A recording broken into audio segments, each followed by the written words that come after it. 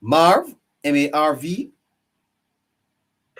Yes, are you hearing me? I am hearing you loud and clear. Good afternoon, good evening to you, sir. Good evening. Good evening. Good As a evening. matter of fact, it's good Yeah, night. I just wanted to touch base.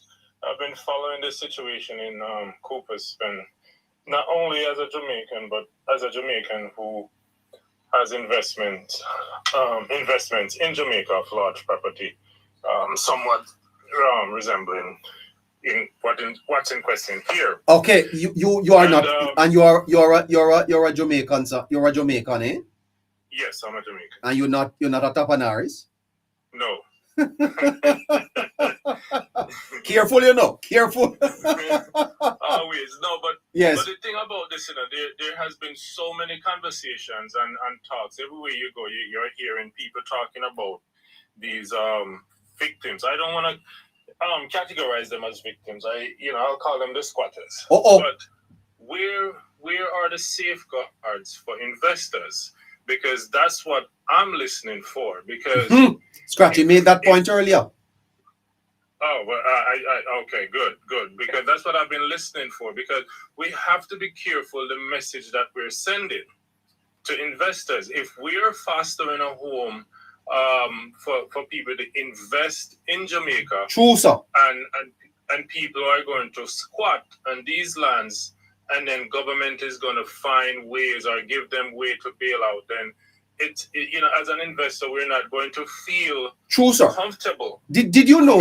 I beg your pardon, sir. Did you know that although Singapore is such a small country, Singapore is attracting more investments than major first world countries in the world around the world, sir? Yes. You know why? Because investors feel confident that when they invest their money in this country, their investments are secured. Let me tell you something, sir. I was shocked when I was coming from Kingston the other day, and when I came up to the toll booth, the toll increased. And I had to pay the increase, although I wasn't prepared for it. I had to find 2 little silver in my car somewhere there and pay it. And I said to myself, sir, that's not a story to touch. That this toll, the contract that is signed said the toll will go up every year. That is the investor who put in money in Jamaica to make the road. Say, in toll money must go up every year. And sir, and his investment was protected, right? You bet, and the government better put it up.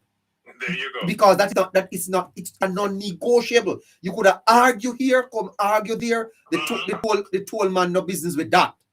Match the current rate of the US dollar. Right. The toll man no business with that. What he's interested in is the security of his investment.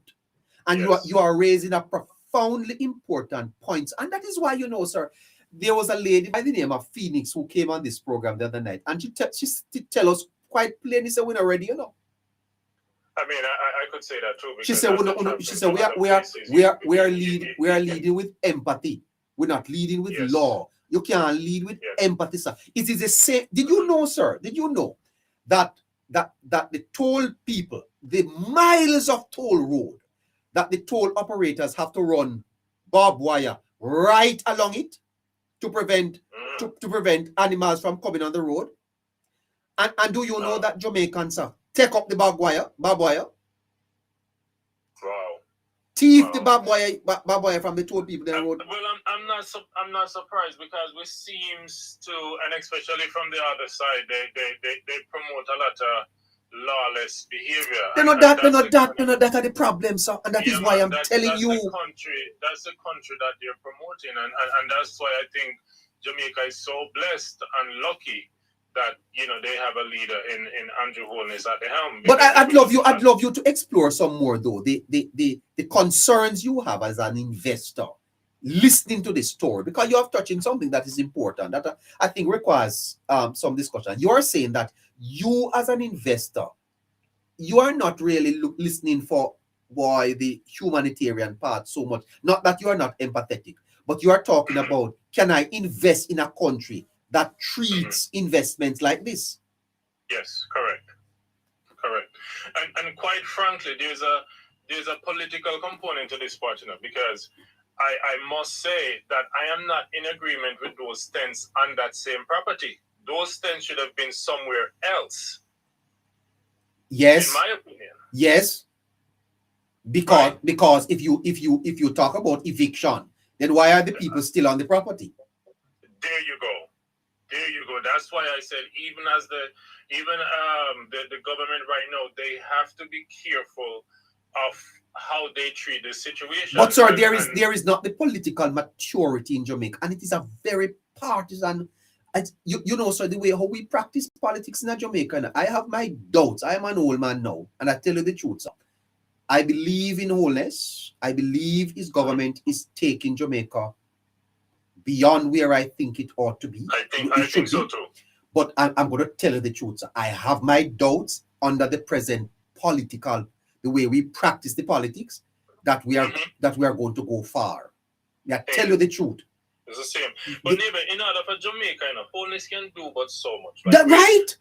I can see the infrastructure and the systems that are being put in that is being put in place. And I can tell you that Jamaica is poised, based on those two things I've just mentioned, to be a first world country. What is holding us back is Jamaicans and Jamaicans' mindset. How are we going to change that, sir? Are you on TikTok? You're on TikTok, eh? Yes. Do you listen to the garbage, the misinformation coming out? I'm all for freedom of speech, but I think a lot of these people should be censored. Oh God. Well, there you go, sir. We cannot have misinformation just spreading our airwaves and our social media space like what we have now, because there are a lot of people in Jamaica that are listening and looking for these kinds of information, and once they hear someone, especially someone who they think knows what they're talking about, they're going to take it as gospel. Yes. And we see that very often. I receive a call from a gentleman that I have at my place, one of my place down there, that is caretaking. Yes. And he said to me, see what Andrew do to the place. So I said, what is he doing? He said, listen, a man can't, if me down my yard, me can't, if me plant nothing, me have to go register rather. And I said, but that's not the case. That is not true. Who are telling you these things? They are not getting these things from an official, from anywhere official. They are getting it from someone spreading the propaganda on the other side.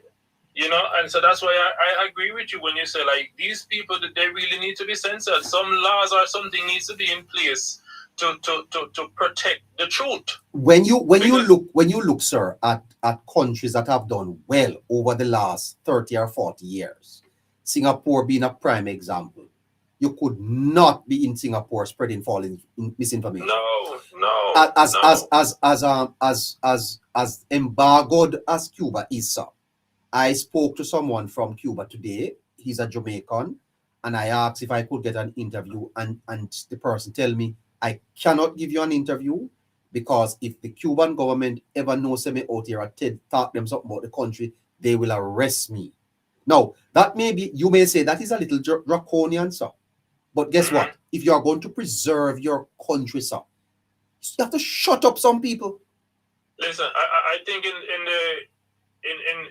achieving our goal, especially in the short term, I think some strict measures has to be put in place, and that will ruffle a lot of people's feathers, but I think it's necessary in order to get over this hump. Yeah. Did you know, sir, that it was the states of emergency or the state of emergencies which the PNP took the government to court, and the court ruled it unconstitutional.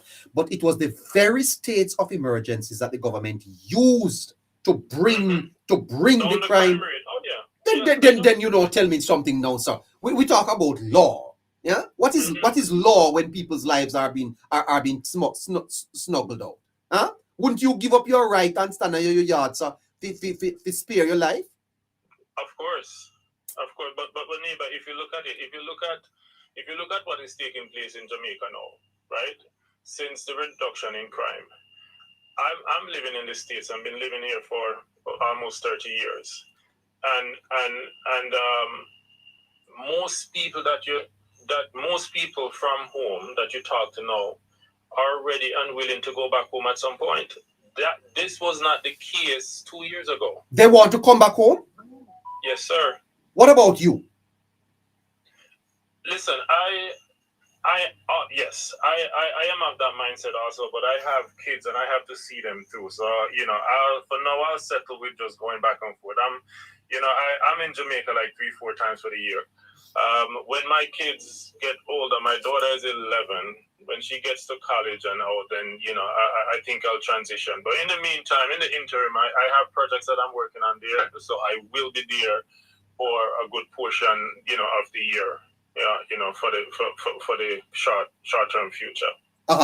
Let me hear a comment from you, sir, on the judge's comments that the matter with Mr. Chisholm seemed not to be about law, but about prejudice. In other words, the judge seemed to be introducing the whole matter of classism, a prejudicial case against Mr. Chisholm because he wasn't part of the aristocracy.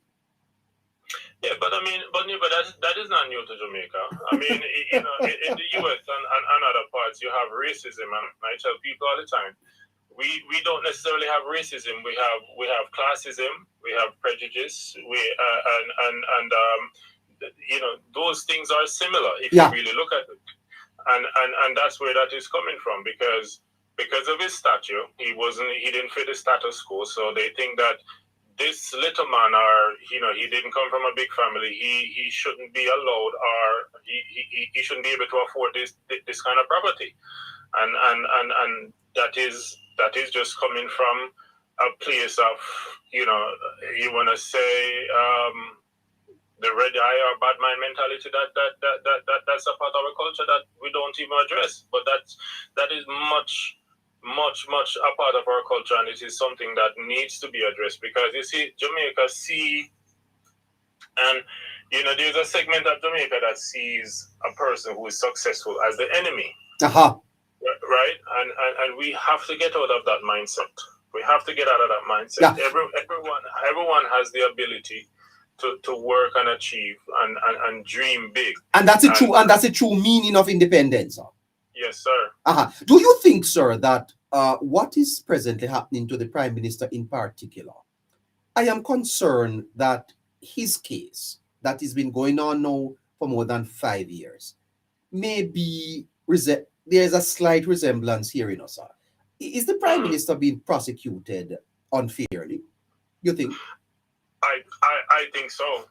I definitely think so because wasn't there an independent didn't they bring in some independent auditor and still they weren't able to find anything? Yeah, sir, this is a fascinating country.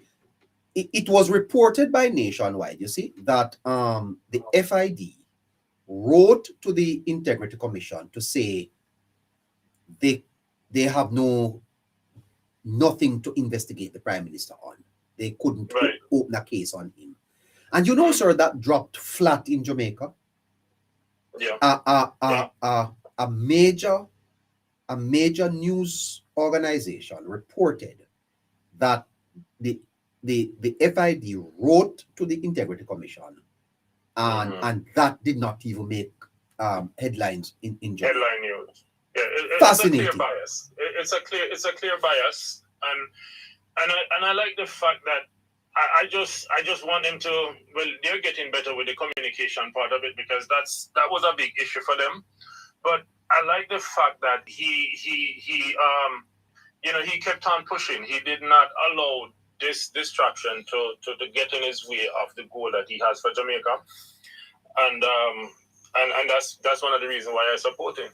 It's a clear bias that is taking place, and we see it happening with another member of the JLP, and it seems like the PNP has access to all these information of who are being investigated.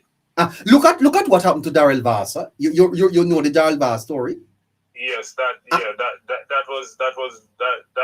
is I don't think that's a Jamaica that. Oh God. Yeah, that's not a Jamaica that we that's gonna take us to the next level. And the former ambassador for the United States said that a dossier provided to him by the PNP administration that the FBI investigated it and found nothing. Yeah. And found nothing. And yet Mr. Vaz lost his visa, sir. Yes. So when you look at that case, and when you look at this Coopers Pen case and what the judge is saying here, with the PNP is an organization that we need a commission of inquiry into them, Yeah, man. into their operation. But they don't mean Jamaica any good. They don't mean Jamaica any good. Yeah. No, sir. Yeah, man. Them don't mean Jamaica any good, man. We have to move past it, and we have to keep educating the people. Because they're out there in their numbers, spreading the misinformation, and like I said, programs like this is very necessary because we need to educate the people. But sir, with all seriousness, this is the worst I have seen it, and I've been around from the 70s. I mean, the 70s we had the ideological shifts and all of that. It was more, which direction Jamaica ought to go. But sir, I don't know if it's social media or what. Social media. That's what I was alluding to. It's a new era. It's a digital era. So a lot of things that the average person did not know or wasn't able to even get any information at all on it. It's right at our fingertips now. So a lot of things are being exposed, and a lot of people are being exposed. We saw that in the voice note that leaked from the PNP WhatsApp group. But that's just a telltale sign of how they operate and how they plan to operate. So if that doesn't, tell us something, then I don't know what else to do. Fascinating stuff. I want you to repeat what you came up here and said, so that as an investor, you are concerned as to how the story is being carried out. Repeat that for me. Yes, yes. I'm concerned because I want because the law is in place. Squatting is illegal, right? And if I'm investing in Jamaica, what safeguards are there? Or what guarantee do I have to be comfortable that the law will be carried out? Because what we're talking about here is illegality, right? Squatting is illegal, but what we're promoting now is lawlessness, right? So I purchase a piece of property. I am paying taxes on my property. People decide to squat on my property, and politicians are going to try to make way for those people and to use the court to keep the people on it. Yes. So look at it. So how much money? Because when you purchase these properties, you have plans. We don't know what this owner, the owner plans were. How much money, how much income did he lose over a period of time with these litigation through the court system, and who is repaying him for all of this? Yes, sir. But remember that the court had ordered that each of them on the land pay him $50,000. And no one did. And I tell you, look at that. Back to my question. Where are the safeguards for the investors? I think that's a question that the government should take a note of, and the people of Jamaica better listen. Jamaicans, you hear that? Where are the safeguards? And that is how investors think. People who are covering the story and are listening to it coming out of Jamaica. You think their business about humanitarian and all of that? Their investment, that's the point I was making earlier with the toll issue. You could have balled blood. The toll operator want him increase. He invested his money, and those people all around the world, them need them returns. They're not business with you. One of the first lessons I'm gonna go, Neva, but one of the first lessons I learned here doing my first investment course in real estate, and the instructor was, one of the first rule is to take your emotions out of a deal. Wow. Right? Not to say that I'm not empathetic or sympathetic to these people, but the law is the law. I heard a gentleman on TV saying that me a born Jamaican. I'm quoting here. No squatter. Right. So do you think, even if, because some are saying, oh, we needed more time, do you think if that gentleman had more time, he would have moved? No, because he was a squatter in our own country.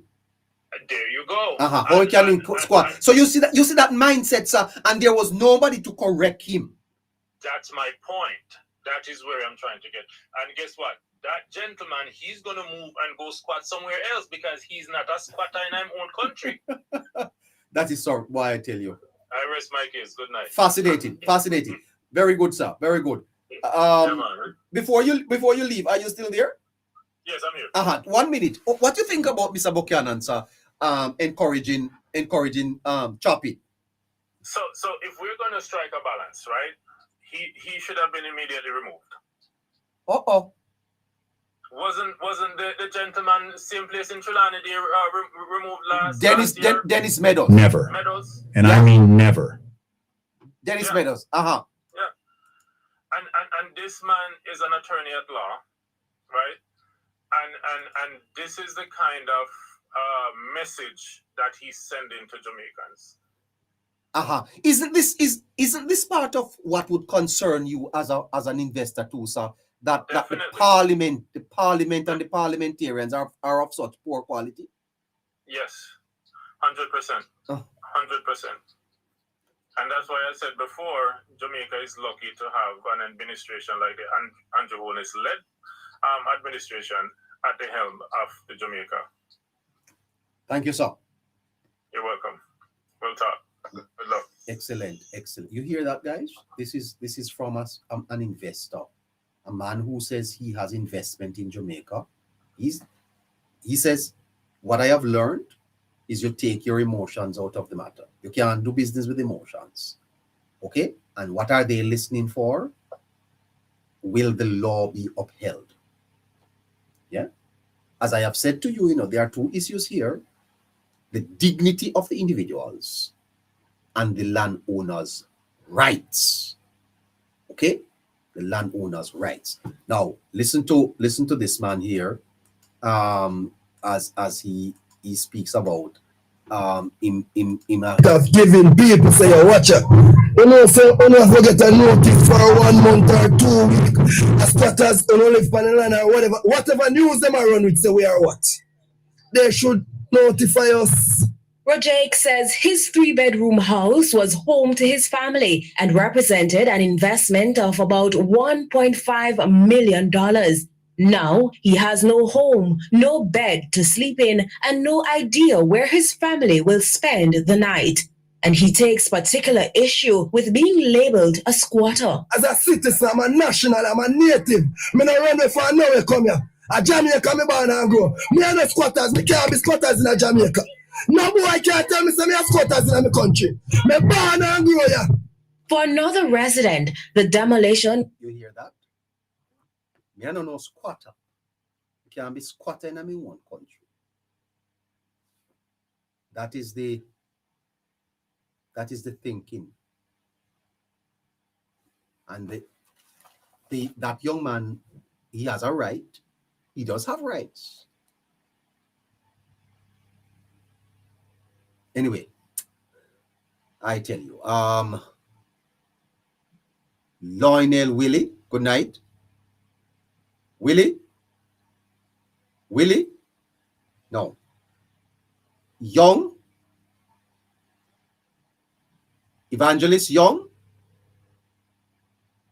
My mic was off. Good night, everyone. Good night to you, Evangelist. Hi. Hi, it's been a while. Yes. I tell you, I am always the last to comment on certain issues that I see happening because I am a person who like to observe before I say anything because I always try to understand situation on both sides before I start saying anything. And first, to begin with, let me. By the way, I want to commend you for your Facebook videos. Oh, thank you so much. Yeah. Thank you so much. Yes. First, I want to say that let me just address the land issue, since as it's a hot topic here, because I want to address Mr. Isaac, but first let me address the land issue. You know Pastor, yes. Adrian, your background Yes, is very noisy. Oh, probably it's in the. I'm going to step outside. This is what happens when the building is empty and you're talking in an empty building. You're hearing me better now, right? Yes. You're here? Okay. All right. Yes, I was saying that I am always the last person to comment on any issue I see, any hot topic that I see happening, because of the fact that I like to observe before I talk, and I like listening from both sides before I say anything, because when I talk, I don't want people to say that I am defaming the character because I'm saying things that they didn't say. I let them talk, then I repeat what they said. All right? And first to begin with, let me address the land issue, right? The land was sold under the People's National Party's administration for development to an investor, right? And what I blame that administration for is that the people that were there, they were squatting on the land before it was sold. Why didn't the then PNP administration find alternative residence for the people living there before they sell the land? Yeah, you see the land as a prime resort land, and people were living on it. Why didn't they then find alternative places for the people to live and move them there before they sold the land? Sorry, you hear me? Very, very good, Pastor. Go ahead. Yes, we're hearing you, but your background is very noisy. Okay. Hello? Yes, Pastor. Hello? Yes, go ahead, man. Yes, it's a earbud that was giving problems, so I disconnected. Sorry about that. Right. So they sold the land. They sold the land that the people were living on without giving them an alternative. Watch this now. They have it tied up in court for many years. Because they sell the land with the people on it. They sold the land with the people on it. Then have it tied up in court for many years. Can you imagine you as an investor come and you purchase a property to build your investment on? You're losing only to find out that that's a very expensive venture, in that you spend your money and purchase the land. And then now you have to be spending money on lawyers to get rid of the complications surrounding the land. That means the land has now become a disputed territory.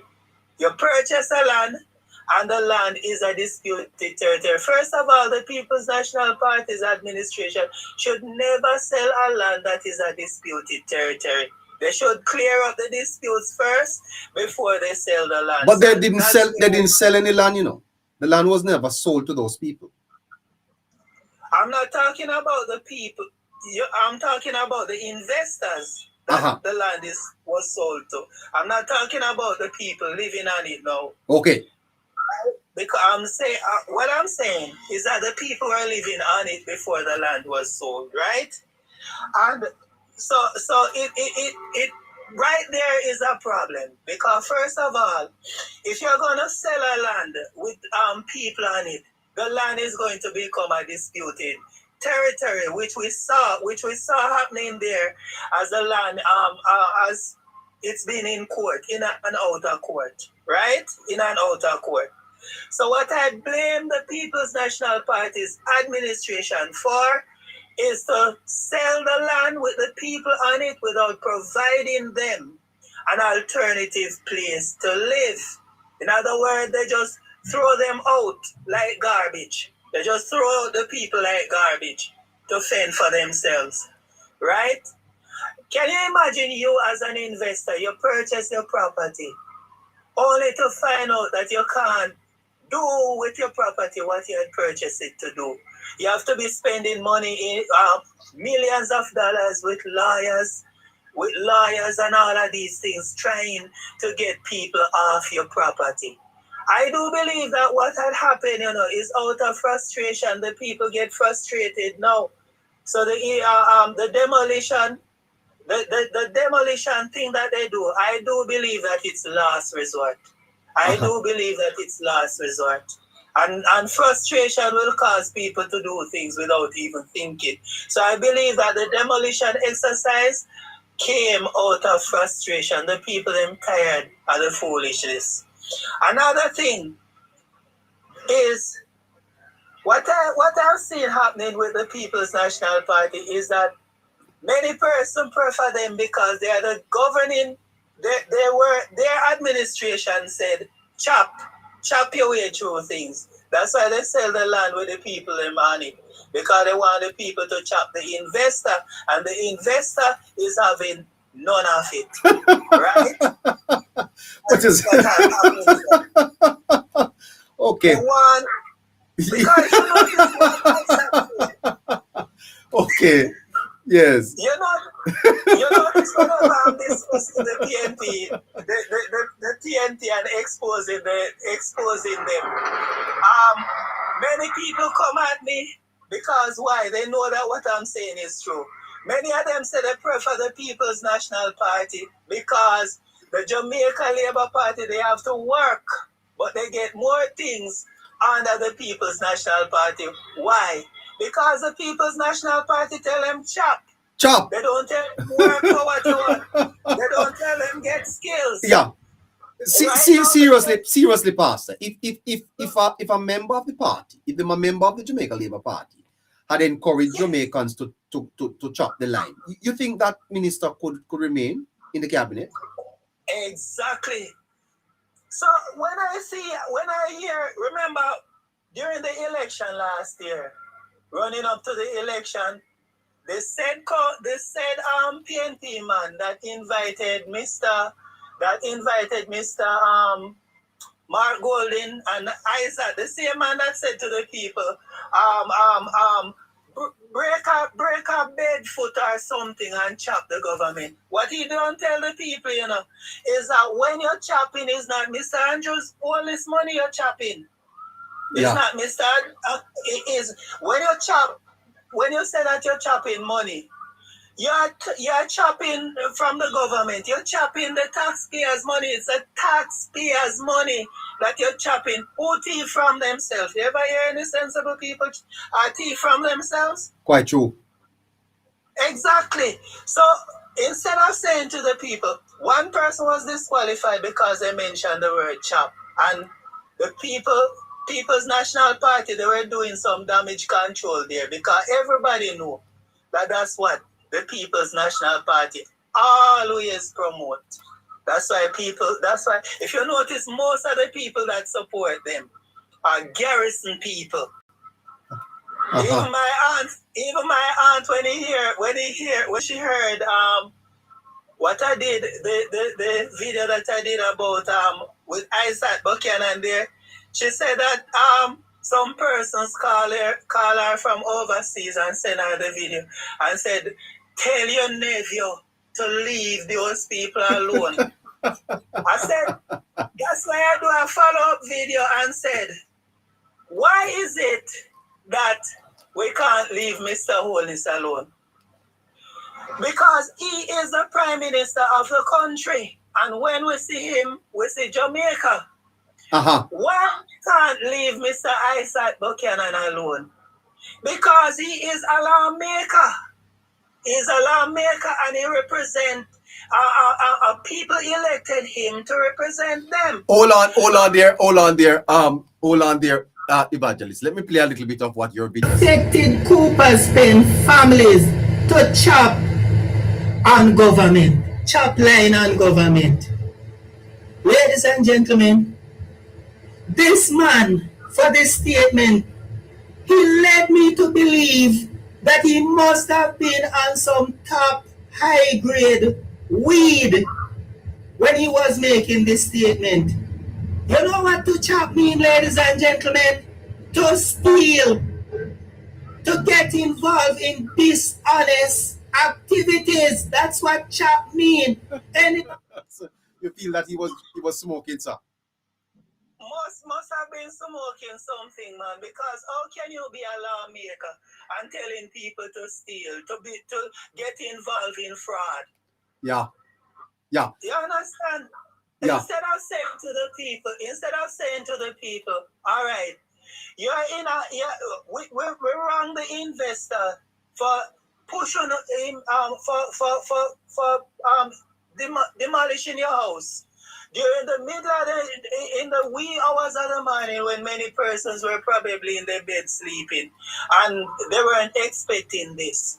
Right? Instead of saying to the people, all right, we're working with the government to find an alternative. Or probably they use that option already and it's going nowhere, so the people getting frustrated. I bet if they never start demolishing houses, nobody would be trying to find an alternative place for those people right now to live. Fantastic. But I'm running out of time, so I'm going to have to run. Take care of yourself. Yes, you too, sir. All right. Fantastic. Great. All right. Okay. Cambo. Hi, Cambo. No, we don't have Cambo. Phoenix, 876. Don't have Phoenix either. Let's go back then to member Harry. And I'm here. Oh, okay. You are the final. Good night, everyone. Yes. Hi. How are you? Hi. So, my take with this whole thing, you kind of heard my point of view from the other night, right? Uh-huh. And I still stand by it, and I'll double down as well. Now, in relations to the squatters, even though I think that they've passed that stage, I do conclude that to this point, they have been duplicitous because they know the backstory that they know what's going on behind the scenes, right? But when they came out swinging at this current administration, even though they made a deal. And instead of letting it all out, they're still covering for the opposition party. Uh-huh. So they are duplicitous. In this, yes, they are. Because there's more to the story. We had to go and do our own research to really find out what was going on. Because when they came out with a totally different narrative. Yes. So had we not done our own research, we would not have known the real truth behind the entire situation. So at this point, this whole victimization of these people, I just think it needs to be put to sleep. Okay. What do you make of the comments made by the judge? The hardship suffered by Mr. Chisholm appeared to result from a view held by public officials